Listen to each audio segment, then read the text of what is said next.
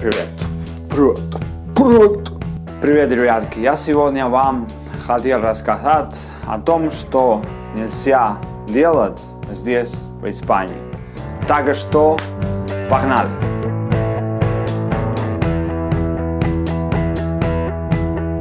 Во-первых, здесь, в Испании, нельзя купить антибиотики. Если у тебя нет рецепта, такая, которая врач тебе давал. Я знаю, что если в России ты знаешь, как лекарство называется, ты сможешь купить. Идешь в аптеку и скажешь, вот я хочу вот эту, или мне надо вот эту. И можно. Я не имею в виду, что можно все везде купить, конечно, но я имею в виду, что это возможно. Вот это во-первых. Во-вторых, в Испании нельзя пить на улице. Пить алкоголь, конечно. Нельзя пить алкоголь на улице. Если ты пьешь алкоголь, приедет полиция, ты получишь штраф. Я думаю, что штраф не такой большой, но может быть, не знаю, по 300, по 400 евро. И тоже знаю, что здесь нельзя курить, если, например, есть школа близко.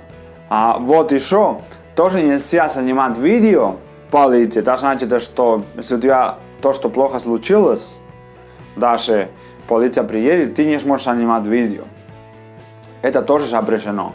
Если ты делаешь, тоже получишь штраф.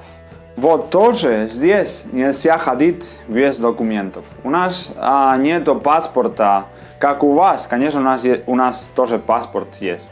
Но мы только используем паспорт, когда идем за границу.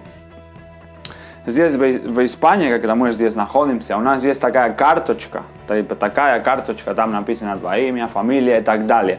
Если ты ходишь без этого, и, не знаю, полиция приедет, или то, что случается, то, что там, я не знаю, может быть, что авария или что-то, и ты без документов, это тоже запрещено, и ты штраф из-за этого получишь.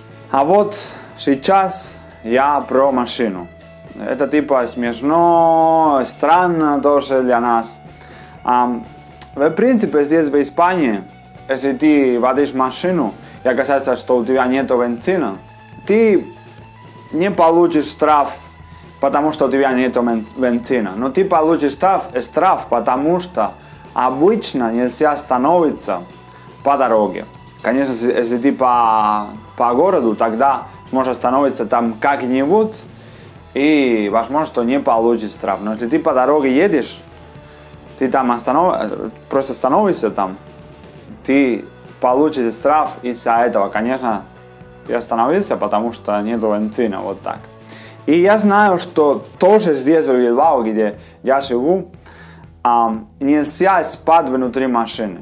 Я думаю, что это не все в Испании, но здесь по городу тоже есть такая закон. Вот так, ребята.